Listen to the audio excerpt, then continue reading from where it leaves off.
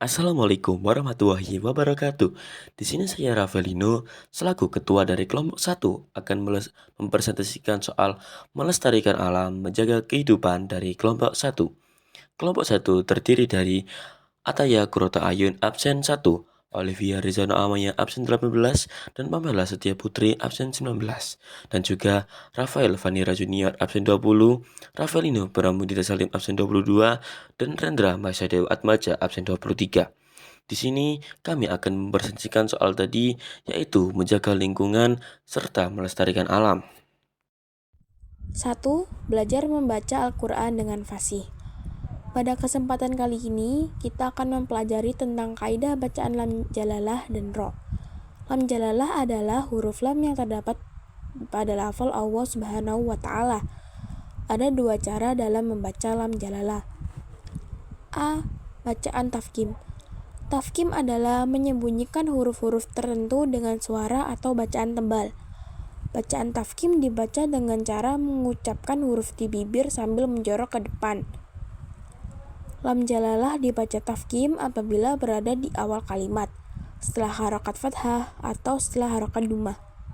Contoh, khotamawwahu. B. Bacaan tarkik. Tarkik adalah menyembunyikan huruf-huruf tertentu dengan suara atau bacaan tipis. Bacaan tarkik dibaca dengan cara mengucapkan huruf di bibir agak mundur sedikit dan tampak agak meringis. Lam jalalah dibaca tarkik apabila berada setelah harokat kasroh. Contoh, yud'lilillahu. Sebagaimana lam jalalah, pasti ada huruf ro. A. Huruf ro dibaca tafkim apabila berharokat fathah, dumah, sukun yang didahului huruf berharokat fathah, atau sukun yang didahului harokat dumah. Contoh, bil ma'rufi. B. Huruf ro dibaca tarkik apabila berharokat kasroh atau sukun yang didahului oleh huruf berharokat kasroh. Contoh, kafirin.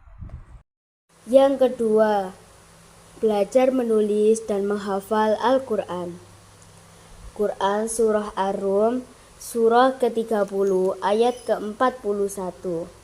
Bismillahirrahmanirrahim. Dhaharal fasadu fil barri wal bahri bima kasabat aydin nas. Kasabat aydin nasi liyudhiqahum ba'dalladhi amilu la'allahum yarji'un. Artinya adalah telah tampak kerusakan di darat dan di laut disebabkan oleh perbuatan tangan manusia. Allah menghendaki agar mereka merasakan sebagian dari akibat perbuatan mereka, agar mereka kembali ke jalan yang benar. Quran Surah Ibrahim, Surah ke-14, ayat ke-32. Bismillahirrahmanirrahim. Allahul ladzi khalaqas samawati wal arda wa anzala minas samaa'i ma'an fa akhraja bihi minas samarati rizqan lakum wa sakhkhara lakumul fulka litajriya fil bahri bi amrihi wa sakhkhara lakumul anhar. Artinya adalah Allah lah yang telah menciptakan langit dan bumi dan menurunkan air hujan dari langit. Kemudian dengan air hujan dia mengeluarkan berbagai buah-buahan sebagai rezeki untukmu. Dan dia telah menundukkan kapal bagimu agar berlayar di lautan dan dengan kehendaknya. Dan dia telah menundukkan sungai-sungai bagimu. Surah Az-Zukhruf, surah ke-43, ayat ke-14. Ayat ke-13.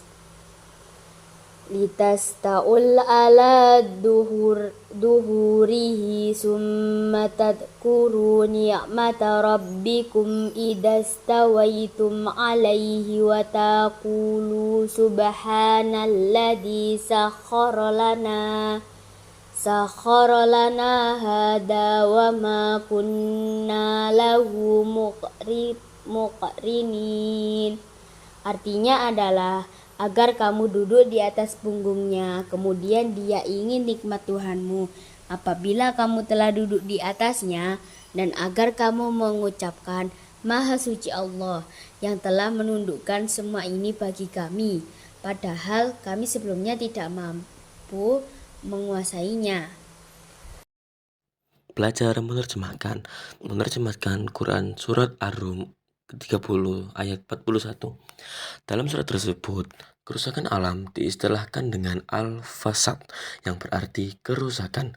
Kerusakan yang dimaksudkan pada ayat ini memiliki dua makna, yaitu kerusakan alam dan kerusakan sosial. Kembali lagi, sebagai manusia, kita harus bisa mensyukuri nikmat yang telah diberikan. Dengan memahami bahwa semua yang ada di alam ini merupakan nikmat Allah Subhanahu wa taala, maka manusia akan terdorong untuk mensyukurinya, yakni dengan cara menjaga dan melestarikan sesuai dengan tujuan penciptaannya. Untuk arti Quran surat Ibrahim surat ke-14 ayat 32, terlihat jelas dalam surat tersebut bagaimana karunia Allah Subhanahu wa taala sangatlah besar untuk kita semua. Dia menurunkan hujan dari langit sehingga muka bumi ini subur. Tentu juga dengan adanya sungai dan laut membuat manusia dapat memanfaatkan hal tersebut sebagai sumber makanan dan penghasilan. Pada ayat ini juga dijelaskan bahwa manusia pun bisa memanfaatkan alam sebagai sarana transportasi untuk mendistribusikan makanan dari satu tempat ke tempat lain. Yang ketiga, arti Quran surat Az-Zukhruf surat ke-43 ayat ke-13. Dalam surat tersebut dijelaskan bahwa manusia dapat memanfaatkan hewan baik sebagai sumber makanan maupun sebagai alat transportasi untuk mendistribusikan sumber-sumber daya melalui jalur darat. Kita, sebagai manusia yang beriman, tentu saja sudah seharusnya mensyukuri nikmat-nikmat tersebut. Namun, seringkali manusia kufur atas nikmat tersebut dengan berbuat semena-mena yang menyebabkan kerusakan alam. Belajar memahami kandungan ayat. Dalam surat Ar-Rum tersebut dijelaskan bahwa manusia dapat memanfaatkan hewan, baik sebagai sumber makanan maupun sebagai alat transportasi untuk mendistribusikan sumber-sumber daya melalui jalur darat. Kita sebagai manusia yang beriman tentu saja sudah seharusnya untuk mensyukuri nikmat-nikmat tersebut. Namun, seringkali manusia kufur atas nikmat tersebut dengan berbuat semena-mena yang menyebabkan kerusakan alam. B. Dalam hal menanam pohon, ini Nabi Muhammad SAW pernah bersabda dalam sebuah hadis yang diriwayatkan oleh Anas bin Malik sebagai berikut, yang artinya dari Anas bin Malik, ia berkata, Rasulullah SAW bersabda, tidaklah seorang muslim menanam pohon, tidak pula menanam tanaman kemudian pohon atau tanaman tersebut dimakan oleh burung, manusia atau binatang, melainkan menjadi sedekah baginya. Hadis riwayat Al-Bukhari. Dan itulah video dari kelompok 1. Bila ada salah kata mohon dimaafkan, dan bila kurang berkenan juga mohon dimaafkan. Saya Ravelino selaku ketua kelompok dan juga dari kelompok 1 pamit undur diri.